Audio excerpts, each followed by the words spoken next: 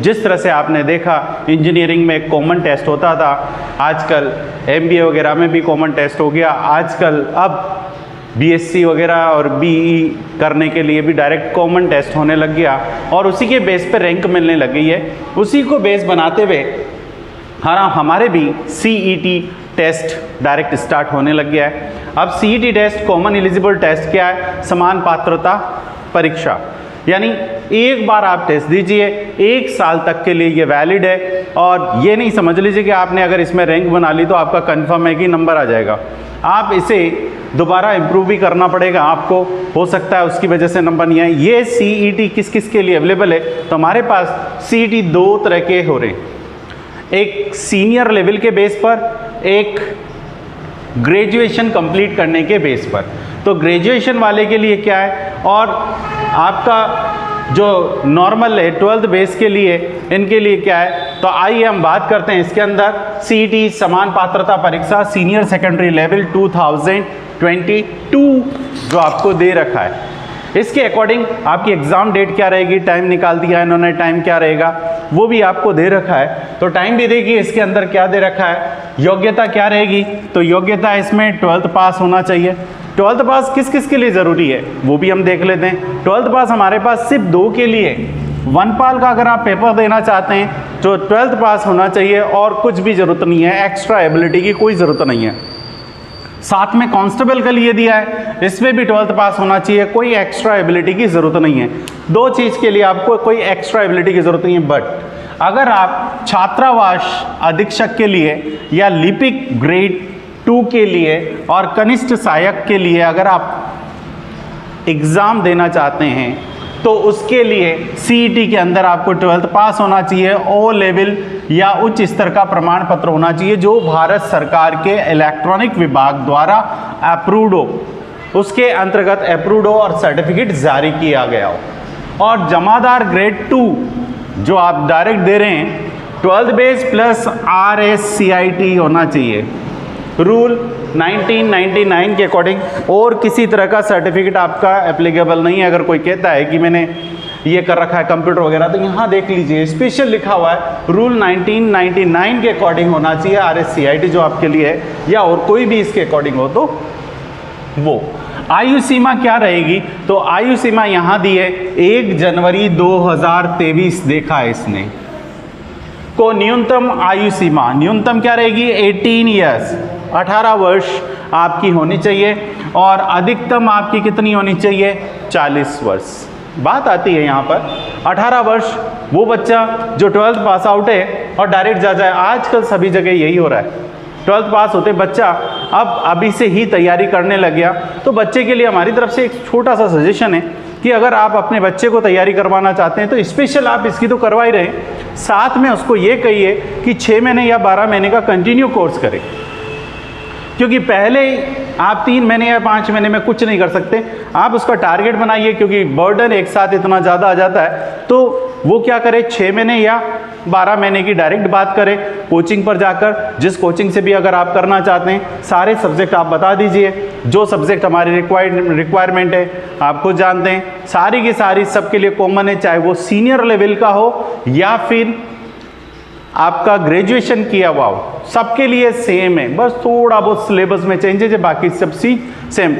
English आपको चाहिए, हिंदी आपको चाहिए, मैथ्स, रीजनिंग, आपकी जीके होनी चाहिए, और साथ में आपकी हो गई जीके में भी हिस्ट्री, ठीक है ना, जो राजस्थान की पूरी आपकी यहाँ पर चाहिए। तो देखिए यहाँ आपको पूरा का पूरा करना है, तो ये तैयार करना सिलेबस कम टाइम नहीं है, मतलब इतने कम टाइम में आप पॉसिबल नहीं है कि कर पाएँ, बट कोशिश कर सकते हैं देने के लिए।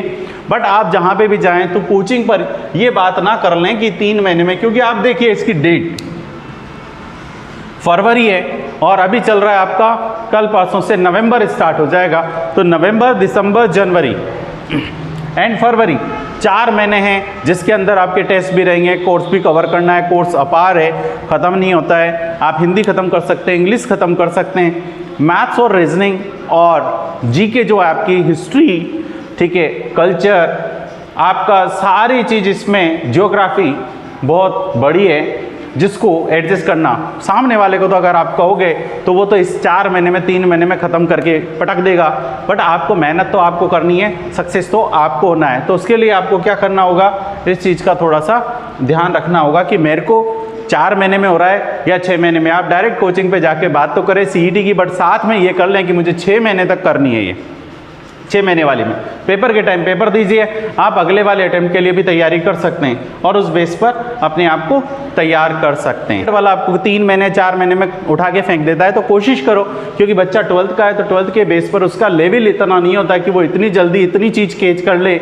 जो ग्रेजुएशन वाले का सिलेबस है वही आपका किसका है, 12th वाले। तो आप कोशिश यही करें कि बात करें 6 मंथ वाला या 12 मंथ के लिए, पैसा ज़्यादा लग जाए बट आपकी तैयारी अच्छी हो जाए। आप बात कर लीजिए, जो पेपर दे रहा है उसके साथ भी बैठूँ, अगले वाले में भी बैठूँ, और आप पेपर भी दीजिए। और क्योंकि पहले बार में तो आपको सिर्फ पता ही चल पाएगा कि क्या है, क्योंकि आप 12th से पास होकर डायरेक्ट आ रहे हैं, तो इसीलिए आप कोर्स अपार है। इसलिए कोशिश यही कीजिए कि आप कोचिंग पे जाके पहले बात कर लीजिए। जो कम रेट में करवाने की कोशिश कर रहा है घास काटेगा, कुछ भी नहीं होगा। तो इसके लिए तैयारी चाहिए, तो आपको प्रॉपर कोशिश यही करनी है। जिस तरह से हमारी भी कोटा के अंदर नवकार क्लासेस के नाम से चला रखी है नयापुरा में, आप बात कर सकते हैं। हम भी कोशिश यही करते हैं, बच्चों को सजेशन यही देते हैं कि 6 मंथ या 12 मंथ में कन्वर्ट हो जाए। उस कोर्स की रेट हम 7,000 8,000 ले रहे हैं CET की, इसकी भी हम 6 महीने के लिए बच्चे को 1,000 बढ़ाकर ज़्यादा से ज़्यादा और उसी में कवर कर देते हैं। कोर्स खत्म भी हो गया तो वापस करता जाए, तो 6 मंथ तक सेफ है। 12 मंथ के लिए आप 12 मंथ जैसी बात कर लीजिए। तो आगे चलते हैं, अगर किसी को ज़रूरत है तो बात कर सकता है। और साथ में देखिए यहाँ पर, अगर ये तो आपकी जो एज दी है ये सभी के लिए दी है 18 और 40, बट कांस्टेबल के लिए इसने 18 और 24 दी है, मिनिमम 18 और मैक्सिमम 24। इसके अतिरिक्त आरक्षित वर्गों के लिए आवेदकों को आवेदन की अतिरिक्त छूट दी गई है। जो आरक्षित हैं रिजर्वेशन कोटे में उनके लिए ये दिया है कि उनका अलग अलग टाइम पीरियड होगा, उनकी एज में रिबेट मिल सकती है, जैसे फौजी से रिटायरमेंट है या और कोई भी है तो उनके लिए रिबेट दी गई है अलग। तो वो जब आप फॉर्म भरेंगे तो उसमें पूरी चीज़ आपको मिलेगी। आगे देखिए, आवेदन की तिथि क्या है, 11 नवंबर 2022 तक आप आवेदन कर सकते हैं। लास्ट डेट है आवेदन करने की, लास्ट डेट अंतिम तिथि है ये 11 नवंबर 2022 तक। तो आज देख लीजिए आपका कौन सी डेट चल रही है, 30 सितंबर अक्टूबर, ठीक है। शुल्क सामान्य वर्ग और OBC के लिए दे रखा है इसने 450 नॉर्मल रेट, OBC के लिए भी है, सामान्य वर्ग के लिए भी। EVS EWS के लिए दे रखा है इन्होंने 350 और ST SC के लिए दे रखा है 250। आवेदन ऑनलाइन कर सकते हैं और ऑनलाइन जमा करा सकते हैं, फीस ऑनलाइन कर सकते हैं, क्रेडिट कार्ड से कर सकते हैं, डेबिट कार्ड से कर सकते हैं, ई-मित्र के थ्रू कर सकते हैं, जैसे आप चाहें वैसे आप जमा कर सकते हैं। गवर्नमेंट ने बहुत अच्छी फैसिलिटी दे रखी है आपको इसके बारे में।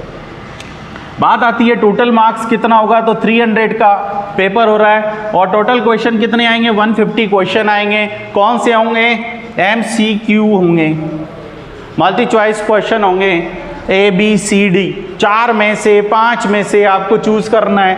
नेगेटिव मार्किंग नहीं है, सबसे प्लस पॉइंट आपका ये है कि इसके अंदर नेगेटिव मार्किंग नहीं है, यानी आपको पूरा भरना है। तो कोशिश ये करनी है कि मैं कम से कम टाइम में कितना ज़्यादा अटेंड कर सकता हूँ। सबसे पहले आपका अटेंड करने का तरीका भी क्या होना चाहिए, तो हम नेक्स्ट वीडियो में आपको बताएंगे कि किस तरह से आप इसको अटेंड करें अगर हमारे साथ जुड़े रहते हैं। तो एग्ज़ाम डेट 18 फरवरी आ सकती है आपकी, 19 फरवरी, 25 फरवरी, 26 फरवरी, इन 4 टुकड़ों में एग्ज़ाम होंगे।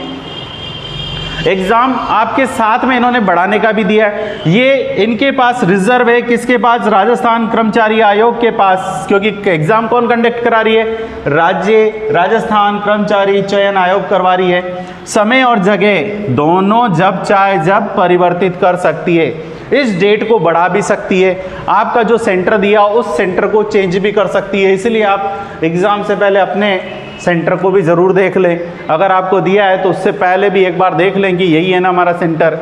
तो दोनों तीनों चीज़ें आपको ध्यान रखनी है, फॉर्म भरना है, और हम आपसे उम्मीद यही करते हैं कि आप जितना जल्दी हो सके इस वीडियो को देखने के बाद आप अपने फॉर्म को डालें। सोचे कम, क्योंकि फ़ीस ज़्यादा नहीं है, फिर बाद में सोचना हो जाएगा कि दिया ही नहीं, डाल देते तो बहुत अच्छा रहता।